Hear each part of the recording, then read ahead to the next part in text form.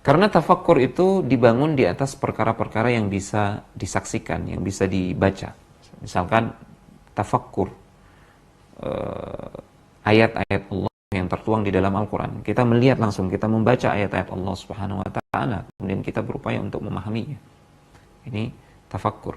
Yang darinya kemudian akan melahirkan tadakkur, mengingat Allah Subhanahu wa Ta'ala, zat yang menurunkan Al-Quran tersebut, ya. Zat yang menciptakan alam semesta dan segenap bukti akan kemahakuasaannya. Itulah sebabnya Al-Hafidz Ibnul Qayyim rahimahullahu ta'ala, ya, menjelaskan bahwasanya ayat-ayat Allah Subhanahu wa Ta'ala yang ada di dalam Al-Quran maupun ayat-ayat Allah di alam semesta, tanda-tanda kebesarannya, Allah sebutkan di dalam Al-Quran dengan ungkapan dzikra, ya, peringatan, pelajaran. Contoh misalkan dalam firman Allah, wa innahu ladzikra lil muttaqin. Sesungguhnya benar-benar Al-Quran itu dzikra, peringatan, pelajaran bagi orang-orang yang muttaqin. Ya. Kemudian Allah juga berfirman, tabsiratan wa dzikra likulli 'abdin munib. Kami ciptakan, ketika Allah berbicara tentang bagaimana Allah menciptakan gunung-gunung, kemudian tumbuhan pepohonan yang ada di atasnya dengan beragam warna dan jenisnya. Allah kemudian berfirman, tujuannya itu adalah kami ciptakan gunung-gunung itu dan tanaman-tanaman di atasnya dengan beragam warna dan jenisnya. Tujuannya adalah tadhsirah wa dzikra. Allah menyebutnya dengan sebutan dzikra, sebagai pelajaran dan peringatan bagi orang-orang yang kembali tunduk kepada Allah Subhanahu wa Ta'ala. Kesimpulan, hakikat tafakkur itu dia mengandung dua unsur. Yang pertama, tafakkur itu di situ ada proses berpikir, dan proses berpikir itu dilakukan oleh akal, dan akal itu letaknya dalam kalbu. Itulah sebabnya para ulama mengatakan tafakkur itu juga bagian dari amalan kalbu, amalan hati. Kemudian unsur yang kedua, ya, proses berpikir tersebut memiliki tujuan. Tujuannya apa? Untuk mendapatkan pemahaman ilmu atau pelajaran. Jadi sekali lagi, unsurnya dua. Berpikir, yang kedua adalah untuk mendapatkan pemahaman ilmu dan pelajaran. Hakikat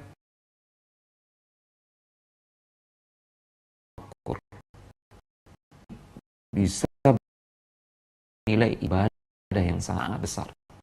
Bahkan insya Allah kita mengutamakan anggota badan. Bahasan yang kedua, si tafakkur dan keutamaannya.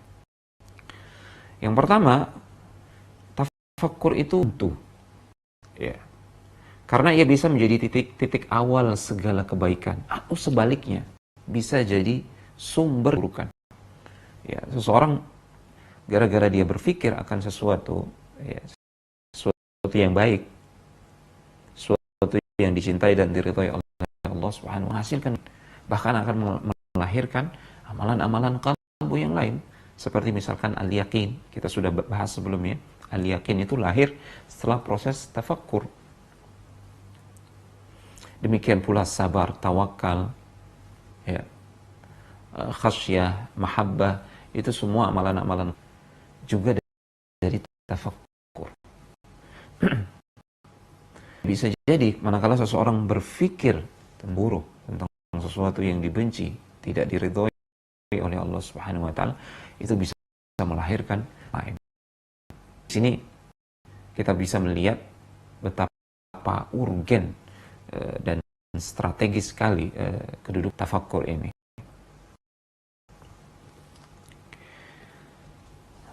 Dan tafakkur itu akan melahirkan amal perbuatan.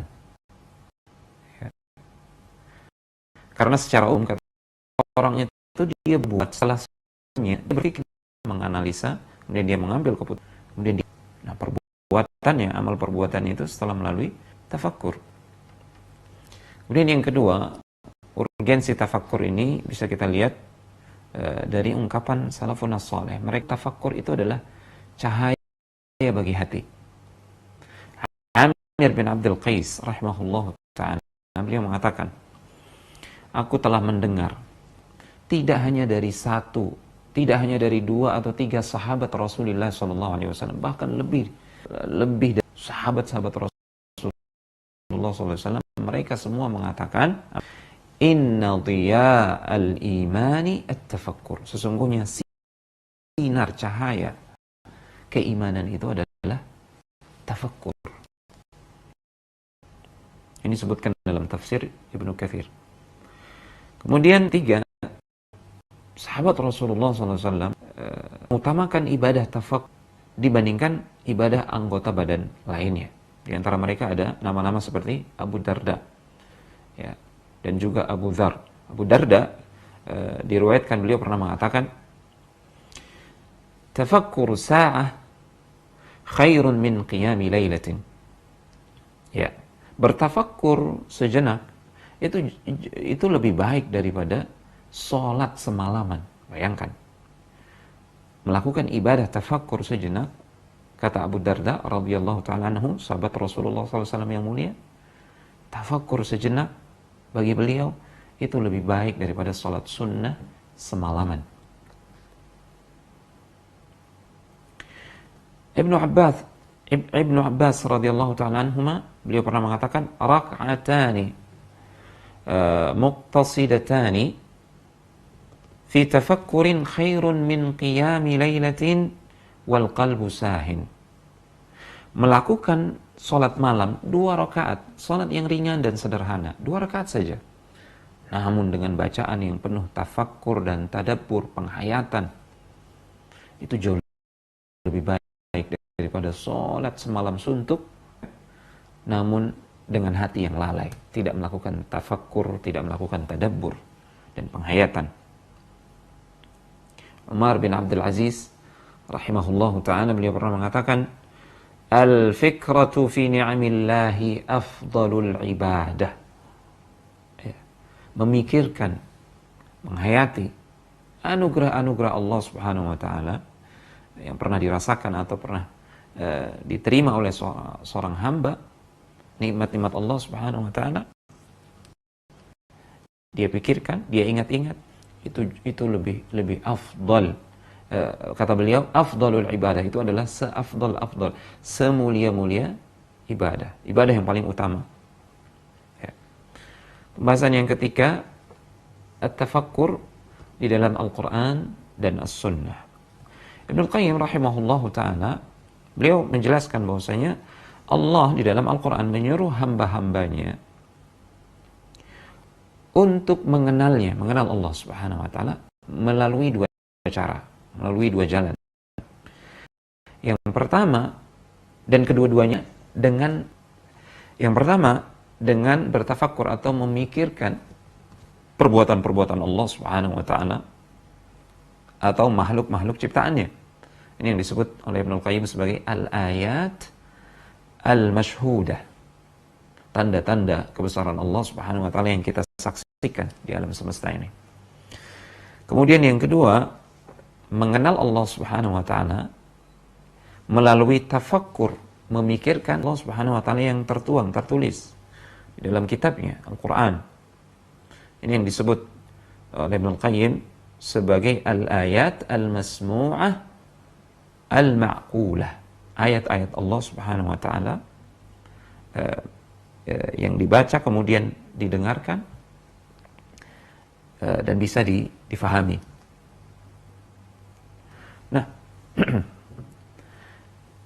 contoh yang pertama, tafakkur, metode yang pertama, yaitu dengan memikirkan tanda-tanda kebesaran Allah subhanahu wa ta'ala di alam semesta, itu Allah sebutkan di dalam Al-Quran juga.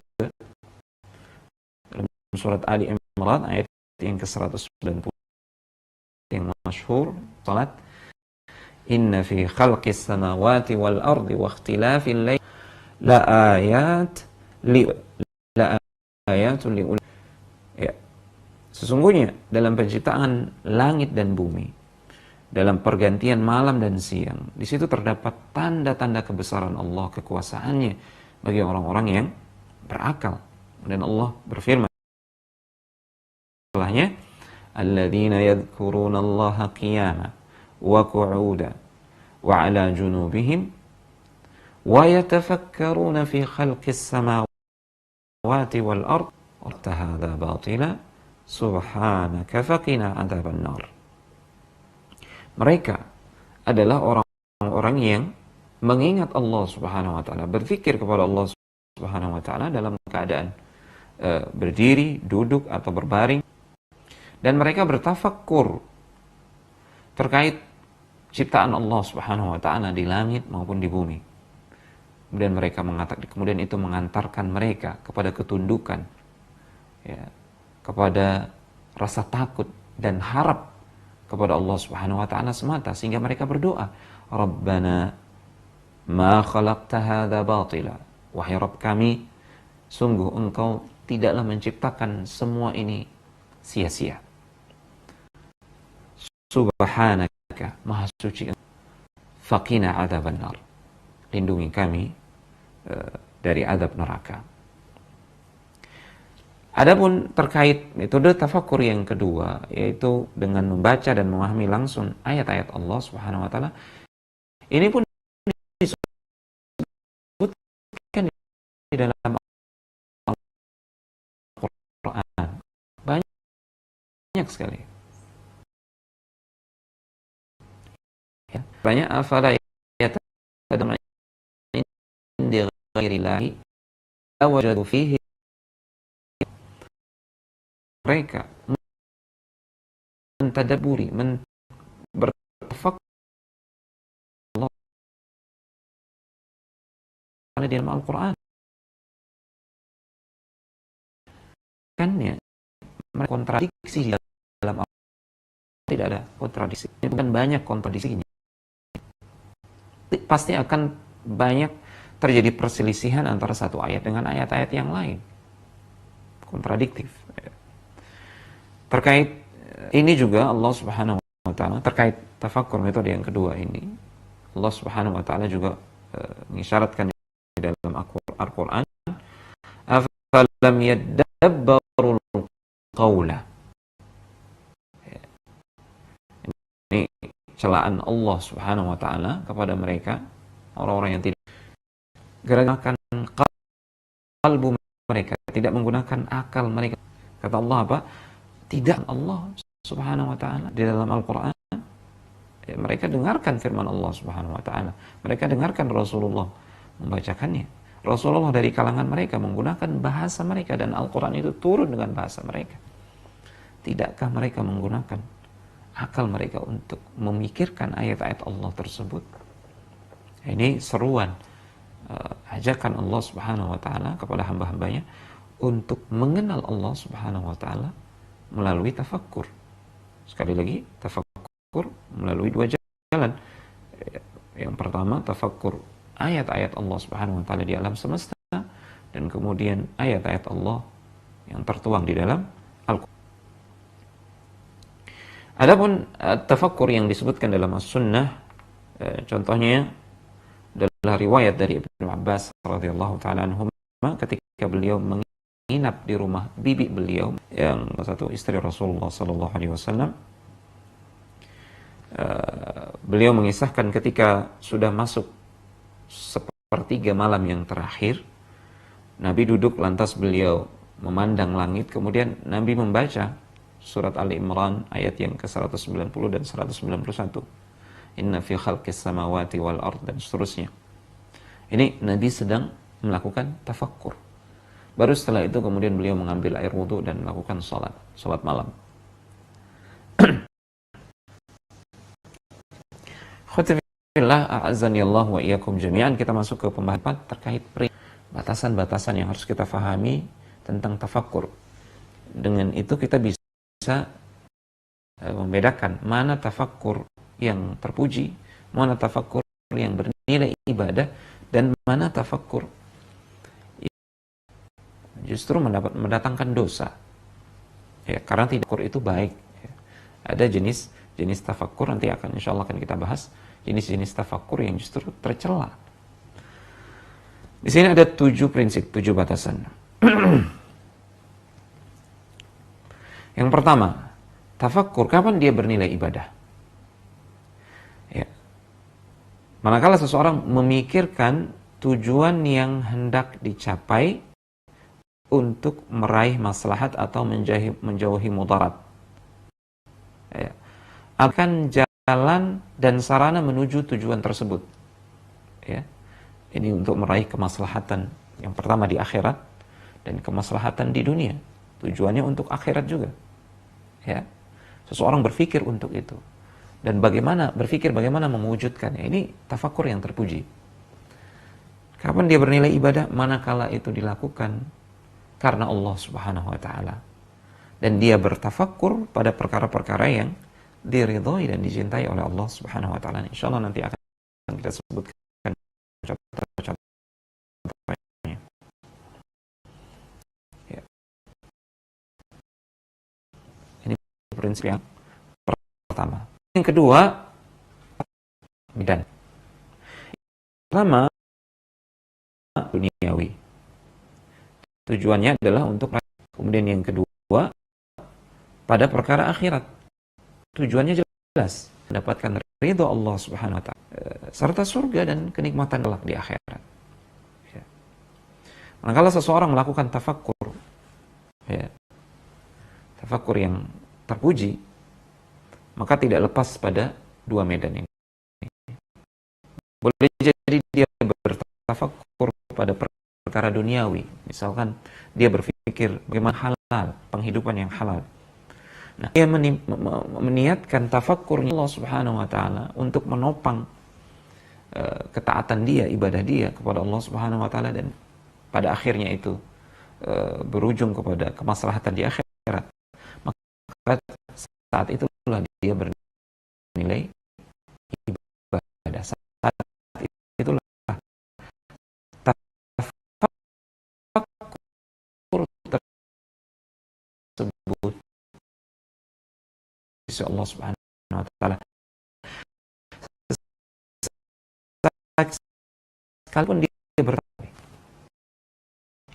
apalagi akhirat, ini jelas-jelas berpikir tentang kehidupan, hisab, adil Allah Subhanahu wa taala. Dia berpikir tentang manusia, tentang anak, dan seterusnya. Ya. Bagi orang yang untuk memalingkan hirs atau hasara, baik itu dalam urusan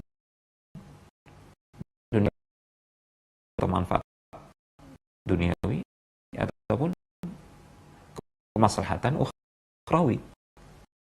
Ya. Dia memiliki semangatnya tersebut, manfaat. Ya. Rasulullah SAW bersabda, min husnil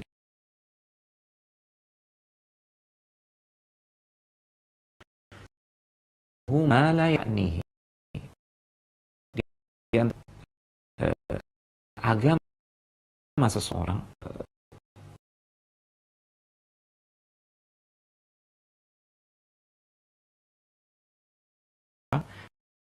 adalah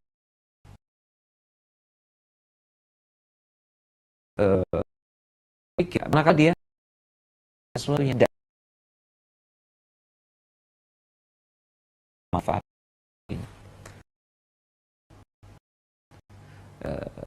buat akhirat dunianya, dan pula dalam fokus yang tidak akan mendapat manfaat sia-sia. ciptaan Allah subhanahu bertafakur tentang Allah subhanahu wa ta'ala, kaifiyat Allah subhanahu wa ta'ala. Tidak boleh, karena mustahil dijangkau oleh. Tafakkur juga boleh dilakukan pada dalil-dalil atau bukti-bukti yang menunjukkan kekuasaan dan keesaan Allah subhanahu wa ta'ala, ya, keteraturan alam semesta ini, ya, beredar aliran siang dan malam, pergantian musim, jarak bumi dengan matahari lebih tidak kurang, itu mustahil itu bisa terjadi kecuali ada satu zat yang maha kuasa, maha sempurna, maha berilmu, maha esa yang mengatur itu semua. Nah, ini adalah proses berpikir yang dibolehkan, bahkan ini adalah terpuji. Kemudian tafakkur itu juga hanya boleh pada perkara-perkara yang dengannya seorang hamba mengenal Allah subhanahu wa ta'ala. Ya. Seperti misalkan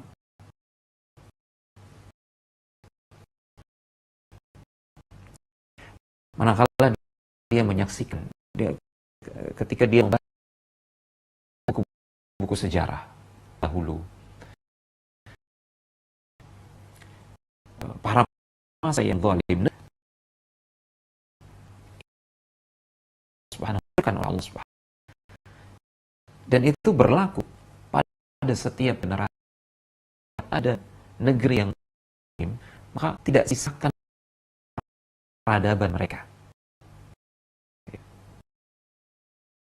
melainkan yang puing-puing saja menjadi ibrah bagi orang setelah. Seperti misalkan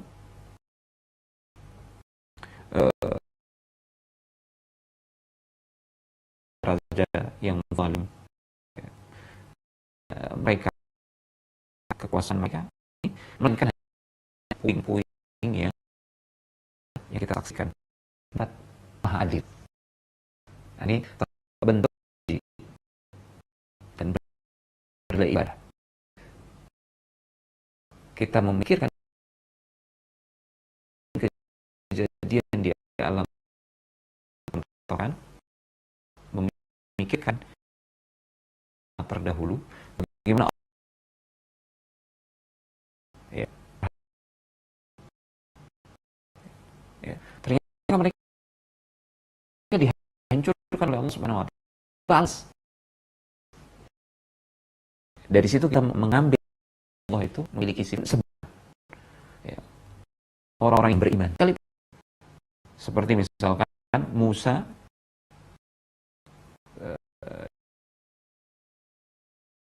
kan oleh Allah bersama Bani Israil, padahal mereka lemah, tindas, jumlah mereka sedikit. Demikian pula ada para sahabat, mereka awal sedikit, mereka ini juga tarik kesimpulan maha hikmah, berilmu.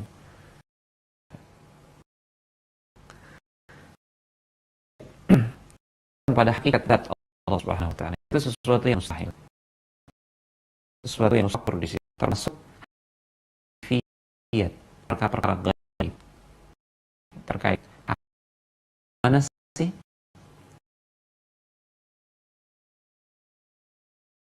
wa ta'ala nanti di setiap malam ke langit dunia. Ini adalah perkara-perkara gaib. Abbas radhiyallahu ta'ala wala tafakkaru fi dhatillah, berfikirlah, bertafakkurlah pada segenap ciptaan Allah subhanahu wa ta'ala, pada zat Allah, Kita akan membahas tentang tafakkur yang paling bermanfaat. Ya, itu tafakkur yang dilakukan karena Allah Subhanahu wa taala dan demi akhirat. Ini kuncinya. Setiap proses berpikir tafakkur yang dilakukan karena Allah Subhanahu wa taala dan tujuannya adalah kemaslahatan akhirat, itu adalah tafakkur yang paling bermanfaat bagi seorang hamba. Kita bisa urai menjadi 5 poin. Ini para ulama mengurai paling bermanfaat itu ada 5. Yang pertama, at-tafakkuru fi ayatillahi al-munazzah wa billahi minha. Yaitu tafakkur terkait ayat-ayat Allah Subhanahu wa taala yang ada di dalam Al-Qur'an dengan mentadabburi maknanya, memahami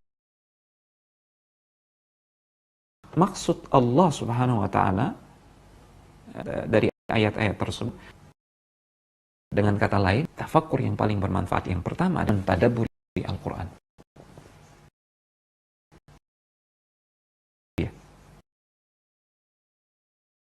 Mentadabburi Al-Qur'an. Terlebih di bulan yang mulia ini, bulan Ramadan.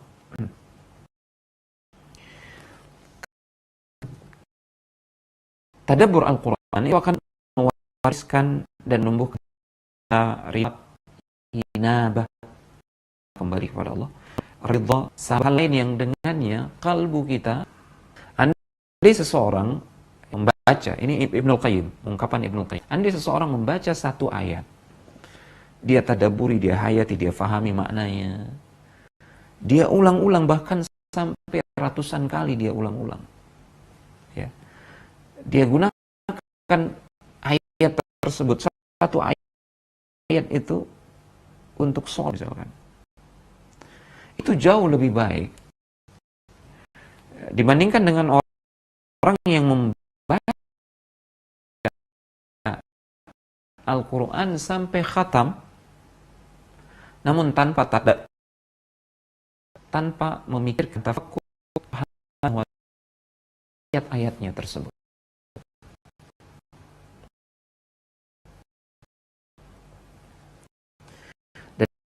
Inilah yang pernah dilakukan oleh Nabi SAW. Dia sholat malam sunnah, mengulang-ulang satu ayat. Ayat yang ke-18. In tu'adzibhum fa innahum ibaduk wa in taghfir lahum. Jika engkau sesungguhnya mereka itu hamba-hambamu ya. Dan jika engkau mengampuni itu tidak, engkau itu lemah, engkau itu maha perkasa dan maha bijaksana.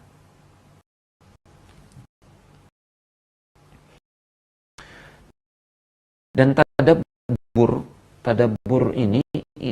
inilah itu diturunkan. Kita tahu ayatihi wal albab.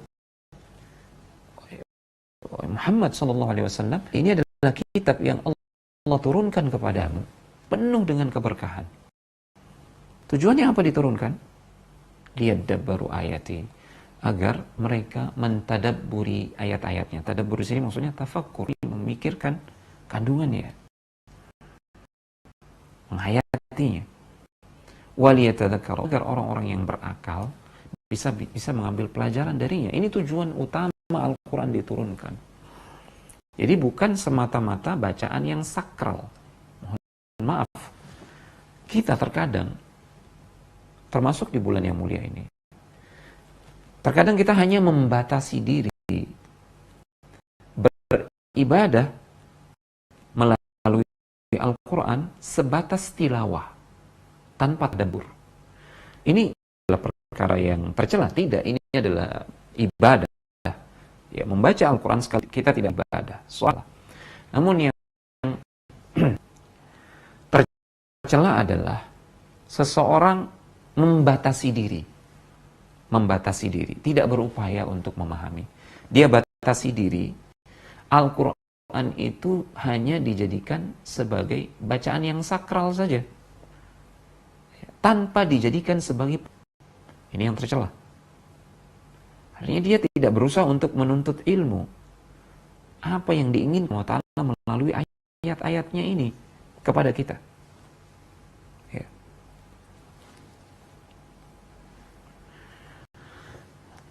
Dan Allah banyak mencela orang-orang yang tidak berupaya untuk memahami Al-Quran. Afalam yadabbaru, afala yatadabbaruna Al-Quran,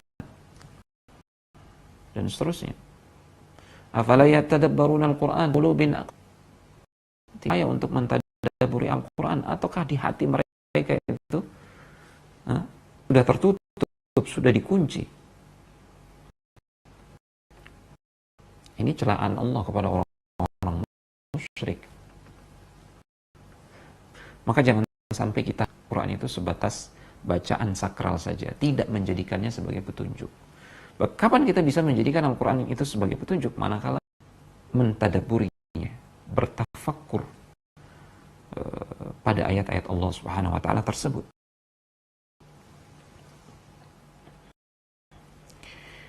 Dan itu pernah diungkapkan oleh Al-Hasan, wafat tahun 1110 Hijriah. Masih dekat era beliau dengan era para sahabat dan Rasulullah SAW. Namun lihat keluhan beliau terkait orang-orang di zaman beliau. Innama Qur'anu liyu'mala bih fattakhadhan nasu qira'atahu amala. Ini ungkapan beliau, Al-Hasan Al-Basri rahimahullahu ta'ala. Beliau mengatakan, Al-Quran itu sejatinya diturunkan untuk diamalkan, diambil petunjuknya, kemudian diamalkan. Bagaimana bisa mengamalkannya? Tentu harus difahami dulu. Proses pemahaman tersebut diraih melalui proses tafakkur, tadabbur. 7 itu turunkan, kata beliau, Al-Hasan Al-Basri. Namun sungguh disayangkan di zaman ini, zaman beliau, sungguh disayangkan, orang-orang justru hanya menjadikan Al-Quran itu sebatas tilawah Al-Quran sebagai amalan. Maksudnya di zaman beliau, pola manusia dalam menyikapi Al-Quran itu sudah mulai berubah. Ini bayangkan, beliau wafat 110 Hijriah kalau tidak salah. Ya. Di zaman beliau sudah melihat pola manusia dalam menyikapi Al-Quran itu sudah berubah. Apalagi di zaman ini ya, seandainya beliau melihat kondisi kita di zaman ini dalam memperlakukan Al-Quran hanya sekedar di ajang lomba saja, bukan menjadi kitab suci petunjuk. Di zaman beliau, pola manusia menyikapi Al-Quran itu sudah mulai berubah. Tidak lagi diperlakukan sebagai kitab petunjuk, namun sebatas kitab sakral yang diambil keberkahannya melalui sisi tilawah saja tanpa tadabbur. Ini yang sangat disayangkan. Kemudian yang kedua, tafakkur yang paling bermanfaat bagi hamba adalah at-tafakkuru fi ayatillah. Bertafakkur pada tanda-tanda kebesaran Allah di alam semesta.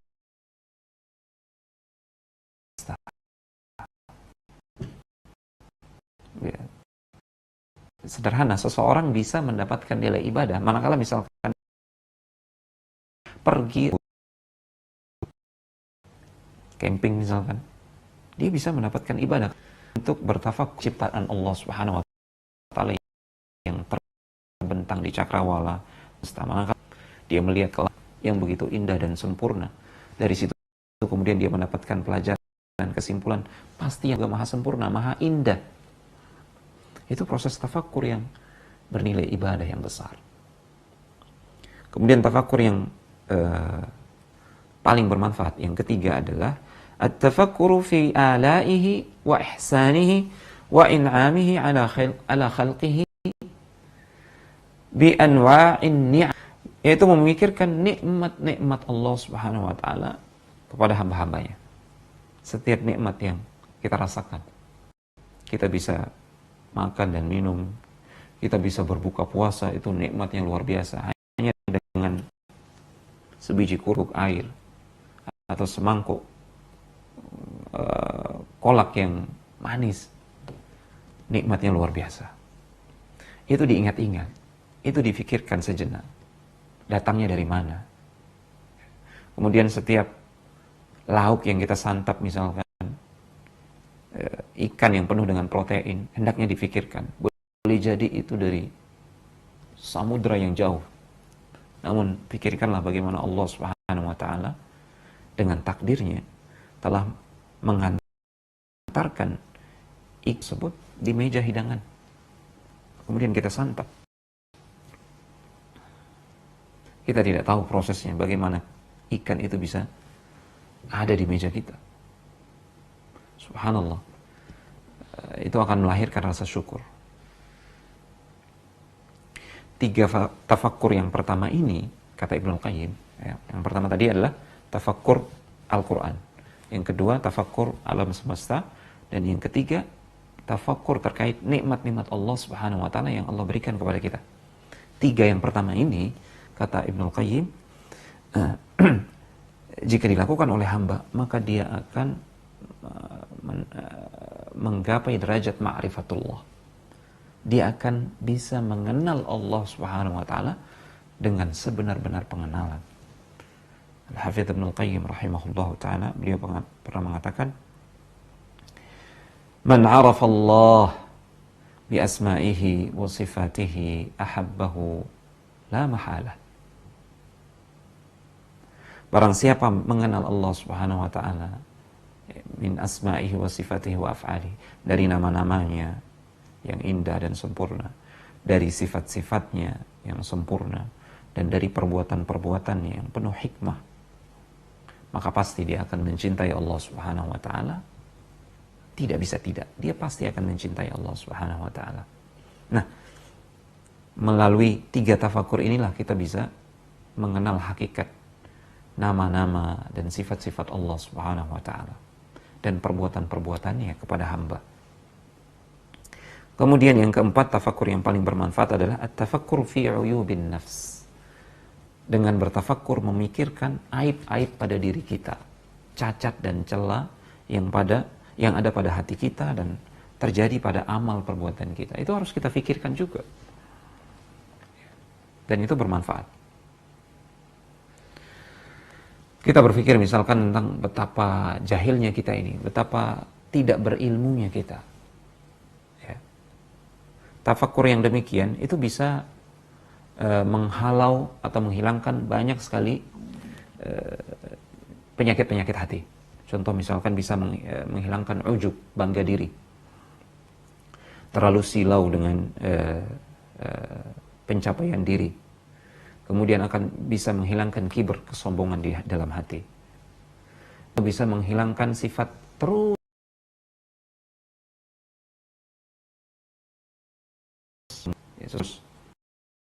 dia tahu itu salah namun terus menerus melakukannya. Ini tanda seseorang tidak mengenal Allah SWT atau tidak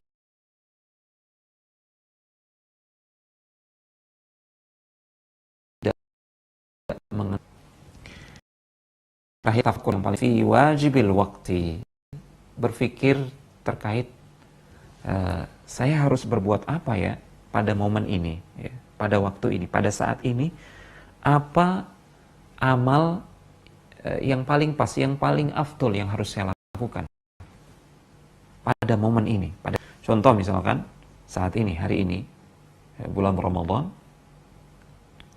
hari Jumat kebetulan, jelas kita berpuasa ya. Manakala tiba waktunya berpuasa, kita berpuasa. Ini dan kebetulan ini hari Jumat, disunnahkan untuk memperbanyak salawat, maka kita perbanyak salawat. Disunnahkan juga untuk membaca surat Al-Kahfi, kita membaca surat Al-Kahfi. Nah, seseorang harus berpikir di setiap momen dan kondisi, apa amalan yang paling bermanfaat, yang paling afdol pada momen tersebut. Saat ini misalkan, di tengah wabah, banyak saudara-saudara kita membutuhkan bantuan, uluran tangan,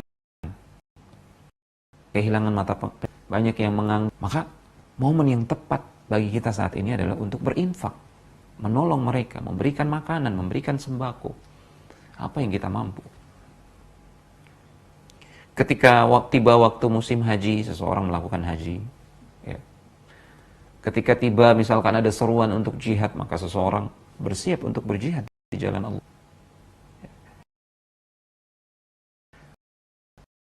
Ketika tiba waktunya malam, di saat manusia tafakkur, saatnya untuk melakukan sholat malam.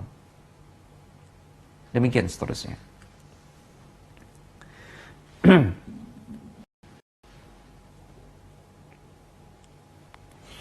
Ada sebuah kalimat emas dari Ibnul Qayyim rahimahullah ta'ala, dan ini penting untuk kita renungkan. Untuk mengisi detik demi detik waktu kita yang berlalu setiap saat. Jangan sampai setiap detik yang berlalu dari usia kita ini tidak bernilai ibadah sama sekali. Sungguh kata beliau, makana min waqtika lillahi wa billahi fahuwa hayatuka fil haqiqah. Fahuwa hayatuka fil haqiqati wa umruka. Sesungguhnya setiap waktu dalam usiamu yang engkau gunakan di jalan Allah Subhanahu wa taala karena Allah, demi mencari Allah taala, maka itulah umurmu, jatah umurmu yang sejati.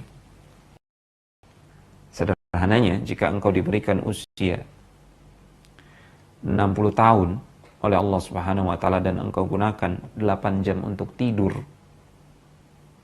berarti 20 tahun, kurang lebih 20 tahun usiamu itu sia-sia.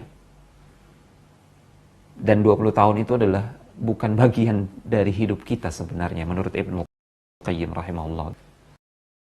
Sisanya yang 40 tahun itu pun benar-benar menjadi hidup kita manakala kita gunakan di jalan Allah Subhanahu wa taala. Kita niatkan karena Allah, untuk Allah Subhanahu wa taala. Ma'adda dzalika falaysa minal hayati. Adapun umurmu yang lain yang engkau gunakan tidak di jalan Allah, tidak karena Allah Subhanahu wa taala, sama sekali bukan bagian dari kehidupan, bukan jatah hidupmu. Li'annal insan ya'ishu fihi 'aishal bahaim. Manakala manusia waktu hidupnya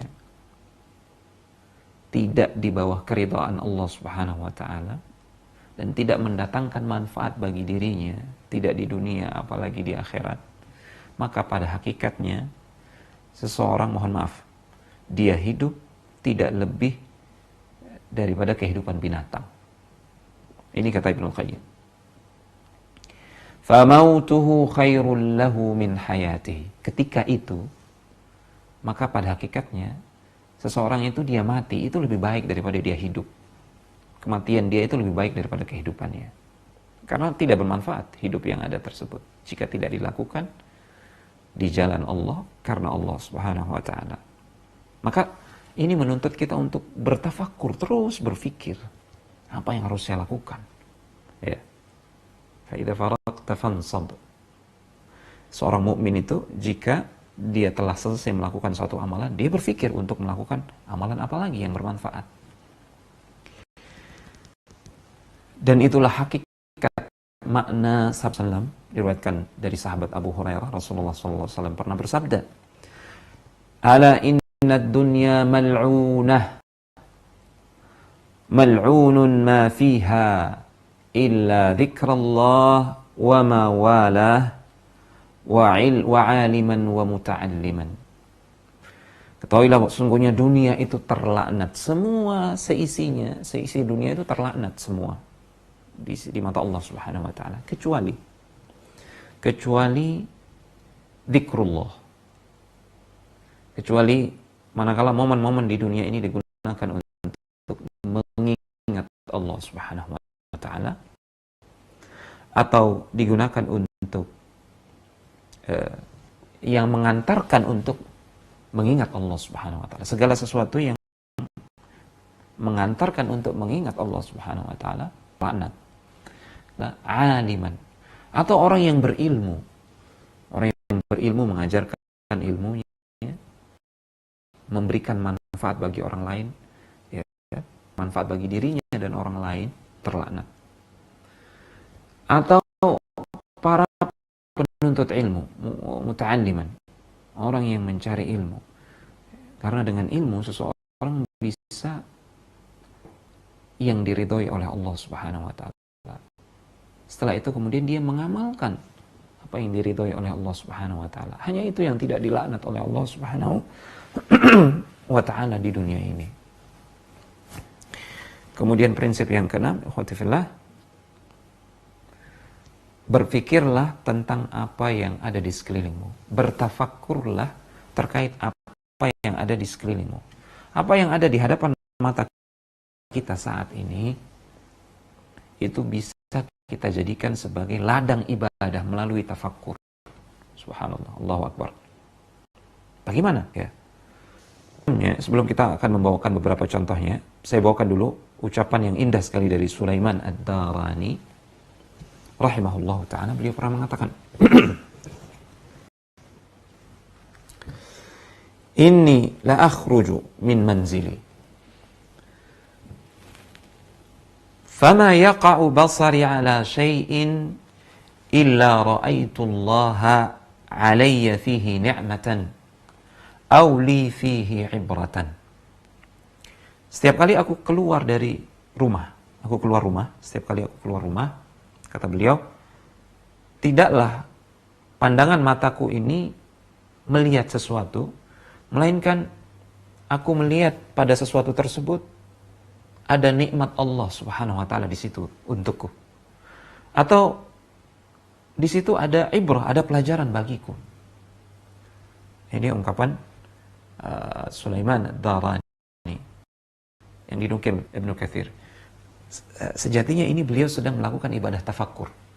Jadi setiap hari beliau keluar rumah, beliau melakukan ibadah tafakkur. Di sepanjang jalan beliau lalui, setiap apa yang beliau lihat itu beliau jadikan sebagai bahan tafakkur. Kita akan bawakan beberapa contohnya. Contoh misalkan ketika makan. Pikirkan hidangan yang ada di hadapan kita. Dari mana ia datang? Boleh jadi dari seberang samudera. Ya. Bagaimana ia datang atas takdir Allah itu menjadi rizki bagi kita. Pikirkan apa kewajiban kita terkait makanan tersebut. Ada haknya untuk disyukuri. Ya. Pikirkan juga bahwa kita akan dihisab atas setiap nikmat yang kita rasakan di muka bumi ini. Ya. Wala tus'alunna yawma idzin 'anin na'im, dan sungguh pasti kalian akan ditanya oleh Allah Subhanahu wa taala 'anin na'im, atas setiap nikmat yang pernah kalian rasakan. Sufyan Ats-Tsauri beliau pernah mengatakan, innal himar idza zida fi 'alafi zida fi 'amali. Kata beliau, dan beliau ini memiliki kebiasaan, Sufyan Ats-Tsauri memiliki kebiasaan, beliau kalau dijamu dengan makanan yang nikmat lezat, malam harinya beliau giat sekali beribadah semalam suntuk. Ketika ditanya, beliau menjawab dengan jawaban ini. Ya. Ketahuilah bahwa seekor keledai itu manakala nutrisinya ditambah, makanannya ditambah, itu artinya kerjaannya ditambah. Dia dituntut untuk bekerja lebih, manakala tuannya memberikan dia makanan lebih. Itulah yang saya lakukan manakala saya mendapatkan rezeki lebih, kenikmatan ketika menyantap makanan dan minuman, maka saya merasa saya harus bersyukur, maka saya menambah ibadah. Allahu Akbar. Ini salah satu sisi positif dari tafakkur, dia melahirkan amalan saleh yang begitu besar dan beragam.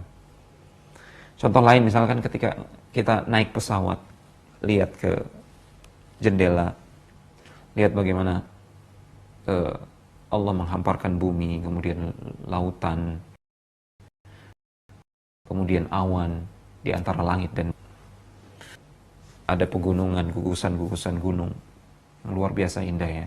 Dari situ kita mengambil pelajaran bahwasanya yang menciptakan ini pasti maha indah, maha sempurna, maha berilmu, ya, maha berkehendak. Pikirkan misalkan ketika kita melihat anak kecil, kemudian kita melihat orang tua yang renta dan pikun. Tadinya dia seperti anak kecil ini. Kemudian tumbuh menjadi pemuda yang kuat, energik. Dan pada saatnya nanti dia akan kembali melemah, tua renta dan pikun.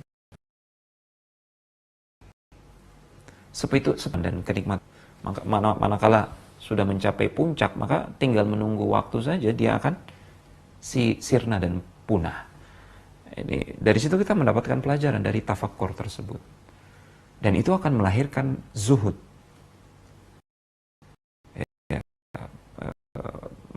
Melahirkan jauh dari sifat dunia, rakus terhadap dunia. Karena seseorang yang melakukan tafakkur pada hal-hal yang demikian, dia akan mengetahui bahwa suatu kenikmatan pasti akan sirna. Jika bukan kenikmatan dunia itu yang lebih dulu sirna, hilang dari kita, maka meninggal dunia. Ketika misalkan melihat kuburan di pinggir jalan, atau ketika berziarah kubur, tafakkur, lakukan tafakkur. Pikirkanlah keadaan penghuni kuburan tersebut saat apa yang mereka harapkan akan mereka. Mereka berangan-angan untuk diberikan waktu sejenak saja bisa kembali hidup ke muka bumi untuk beramal soleh. Dan saat ini kita sedang berada dalam angan-angan mereka. Maka sudah seharusnya kita beramal.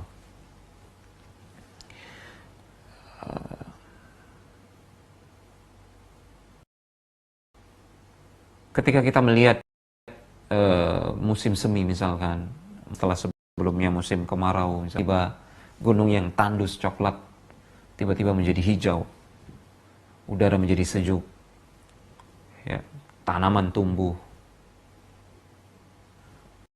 luar biasa. Itu kita bisa jadikan bahan tafakkur. Bagaimana Allah Subhanahu wa Ta'ala maha mampu menghidupkan sesuatu yang mati. Sesuatu yang mati, tandus, tiba-tiba tumbuh kehidupan di situ. Allah sedang mengajarkan bahwasanya hari kebangkitan itu adalah hak. Jika Allah mampu untuk menciptakan sesuatu dari ketiadaan, maka menghidupkan sesuatu yang mati, yang dia sudah ada sebelumnya, itu tentu lebih mudah dalam logika kita. Walaupun kedua-duanya sama-sama mudahnya bagi Allah Subhanahu wa Ta'ala, ya. Artinya paling tidak bahan tafakkur itu adalah bahan tafakkur kita untuk menumbuhkan keyakinan kita akan hari kebangsaan. Ya, banyak sekali yang bisa kita jadikan bahan tafakkur. Satu lagi contoh. Tadi ketika saya berangkat ke studio, saya melihat di hadapan saya ada seseorang yang menggunakan motor, menggonceng orang tua di belakangnya, dan subhanallah, orang tua tersebut kakinya cacat, bisa ditekuk ke belakang. Itu bisa kita jadikan bahan tafakkur. Betapa Allah Subhanahu wa Ta'ala memberikan nikmat yang besar kepada yang sempurna. Itu harus disyukuri. Ya, itu harus disyukuri.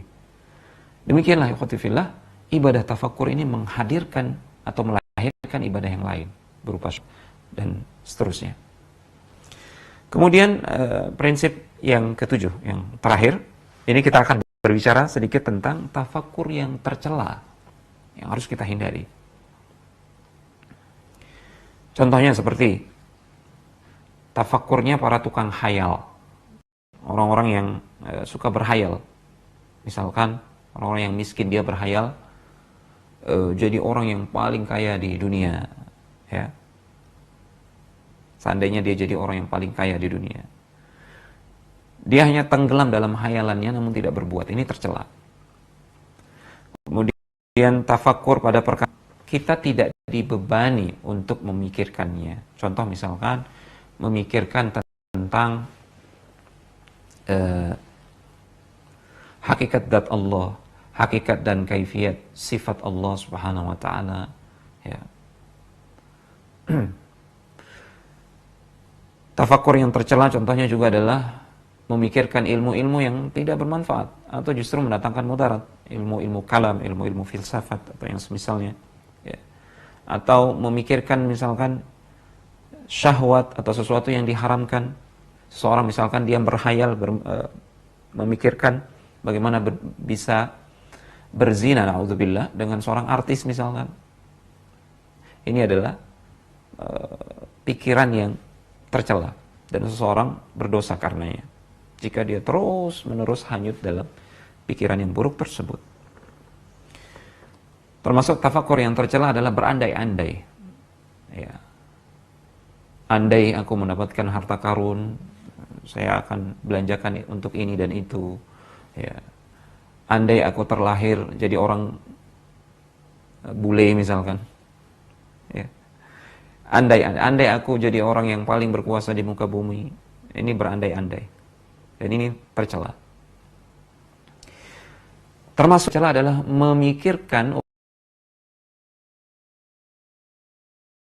urusan pribadi orang lain. Kan dia tanya dalam, kira-kira saldo si fulan di bank saat ini berapa ya? Nah, ini juga tercela. Tidak ada manfaatnya sama sekali. Termasuk tafakur yang tidak ada manfaatnya adalah memikirkan masa lalu, memikirkan muhasabah, ya, kecuali untuk introspeksi diri. Memikirkan masa lalu, tenggelam dengan masa lalu itu tercela. Menjadikan seorang hamba itu stagnan, tidak bisa move on.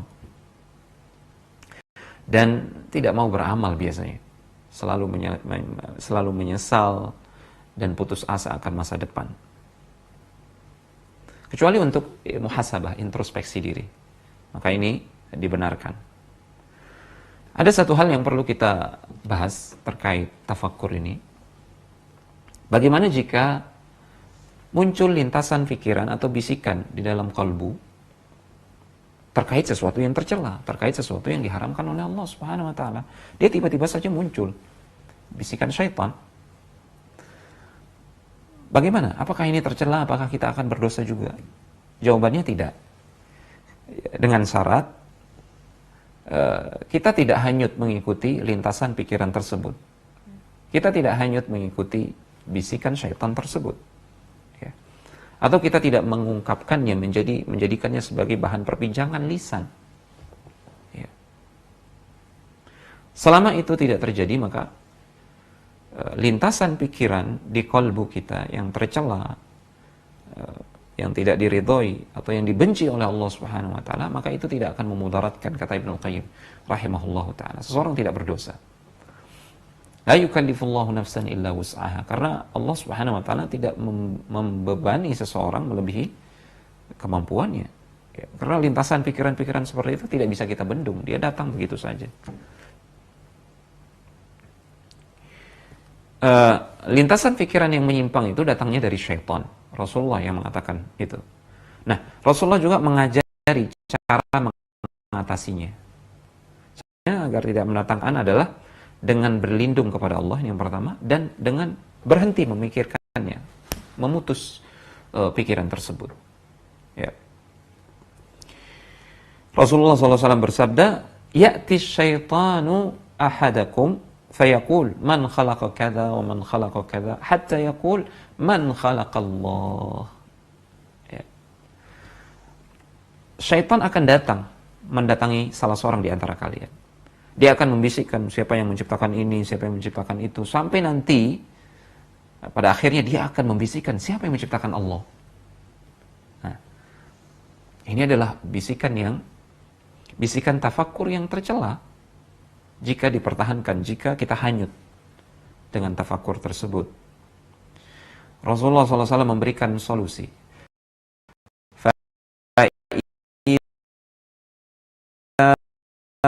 Balagha dzalika fasta'id bi, jika tersebut mendatangi salah seorang di antara kalian, bisikan-bisikan tersebut, maka hendaklah dia beristi'adzah, berlindung kepada Allah Subhanahu wa ta'ala. A'udzubillahi minasyaitonir rajim. dan segera dia memutus pikiran tersebut, memikirkan hal bermanfaat.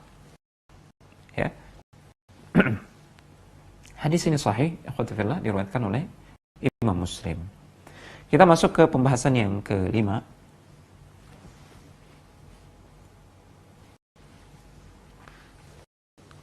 Buah-buah tafakkur. Kita sebutkan secara ringkas ya. Di antara buah tafakkur adalah at-tafakkur mif khair. Tafakkur itu adalah kunci segala kebaikan. Karena dia melalui tafakkur itu akan lahir ibadah-ibadah hati yang lain. Akan lahir amal saleh. Ya. Kemudian buah yang kedua, at-tafakkur yurithu ta'zimal ma'bud. Tafakkur itu akan mewariskan pengagungan kepada Allah Subhanahu wa taala. Jelas sekali. Ya. Tafakkur darinya seorang hamba dari hal-hal yang Allah Subhanahu wa taala. Ya. Contoh misalkan ketika seseorang tergoda untuk melakukan kemaksiatan. Ya. Hendaknya dia mengingat. Hendaknya dia bertafakkur sejenak. Yang memberikan dia kedua tangan, yang memberikan dia kedua kaki, itu Allah Subhanahu wa taala. Fikirkanlah manakala kedua tangan dan kedua kaki ini dicabut nikmatnya oleh Allah Subhanahu wa taala. Apa yang bisa kita lakukan? Ya. Manakala seseorang ingin bermaksiat dengan matanya, ingatlah, pikirkanlah bahwasanya matanya ini adalah pemberian dari Allah Subhanahu wa taala. Betapa banyak nikmat Allah Subhanahu wa taala melalui kedua mata kita ini. Tidak mungkin bisa kita balas nikmat tersebut. Tidak mungkin, mustahil. Toh Allah sudah kita. Artinya kita setiap hari tenggelam dalam kenikmatan.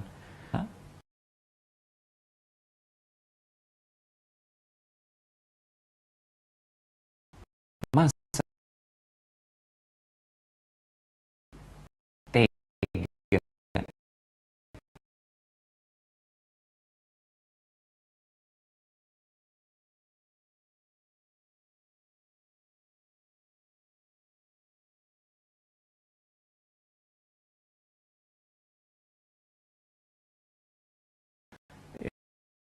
membalas kenikmatan Allah dan justru durhaka kepada terhalangi, ini adalah bentuk pengagungan kepada Allah Subhanahu wa taala. La lillahi la taj'alillaha ahwanan nadhirina ilaik. Jangan, kata ulama salaf, jangan pernah engkau jadikan Allah itu yang paling hina memandangmu. Maksudnya apa? Maksudnya kita malu untuk melakukan kemaksiatan di hadapan makhluk. Kita malu. Namun ketika kita sendiri, kita justru tidak malu melakukan kemaksiatan tersebut, mana kita secara langsung. Ini berarti kita sedang menjadikan Allah itu zat yang memandang, zat yang paling hina memandang kita. Bahkan kita letakkan di bawah makhluk. Buktinya kita malu untuk melakukan kemaksiatan tersebut di hadapan makhluk, tapi kita tidak malu melakukannya di hadapan Allah. Waliyahudzubillah. Nah, ini salah satu metodenya mencegah kemaksiatan tersebut adalah dengan tafakkur. Lakukanlah jika godaan tersebut mulai muncul di dalam hati. Kemudian yang ketiga, buah tafakkur diantaranya adalah wahayatul qalb. Tafakkur itu akan mewariskan hikmah dan hidupnya hati. Ini jelas ya. Yang keempat, yurithu al-i'tibar. Dengan tafakkur, seseorang itu mendapatkan kemampuan untuk mengambil pelajaran. Ini juga jelas. Yang kelima, bihi yu'raful umuru bihatan. Dengan tafakkur, dengan proses tafakkur terlebih dahulu, seseorang bisa mengenali sesuatu sesuai dengan hakikatnya, dengan sebenar-benarnya. Artinya ilmu parsial, tidak akan sepotong-sepotong. Dia akan mengilmuinya secara utuh dengan benar. Karena ada orang yang memikirkan sesuatu, ternyata pikirannya tersebut salah, tidak sesuai dengan realita dan kenyataan. Akibatnya apa? Fatal sekali. Dia mengambil langkah, mengambil kesimpulan, ya, dengan keliru. Akibatnya dia akan menghukumi, dia akan bertindak secara keliru.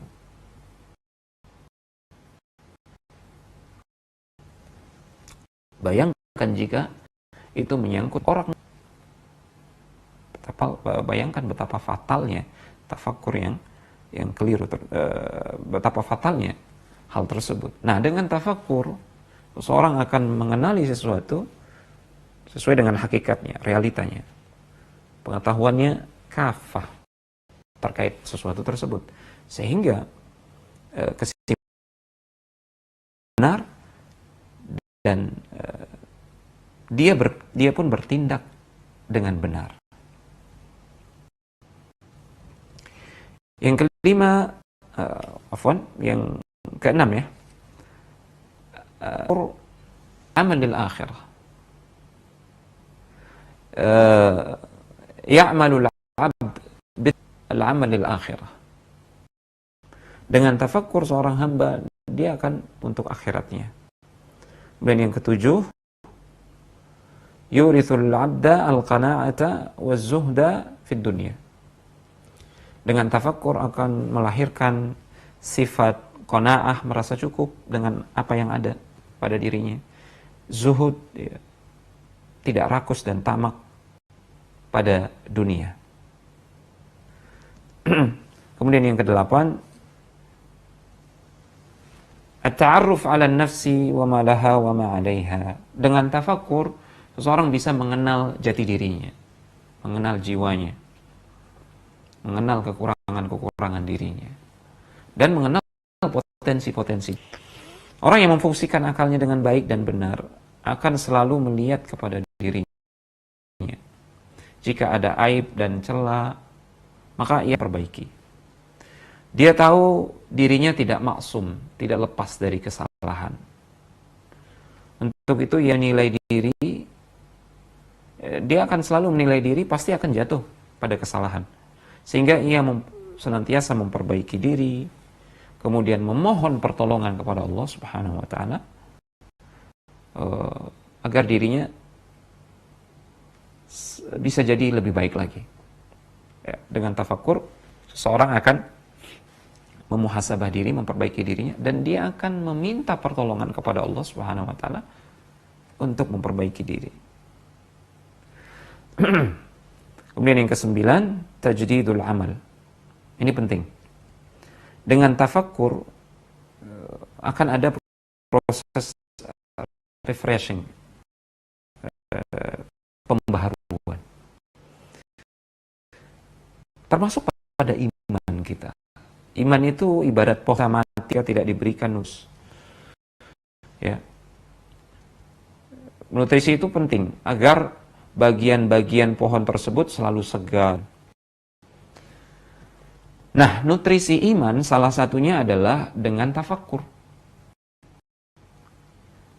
Kan tunas, dahan, dedaunan, serta buah dari pohon iman itu akan terus segar dan terbarukan. Rasulullah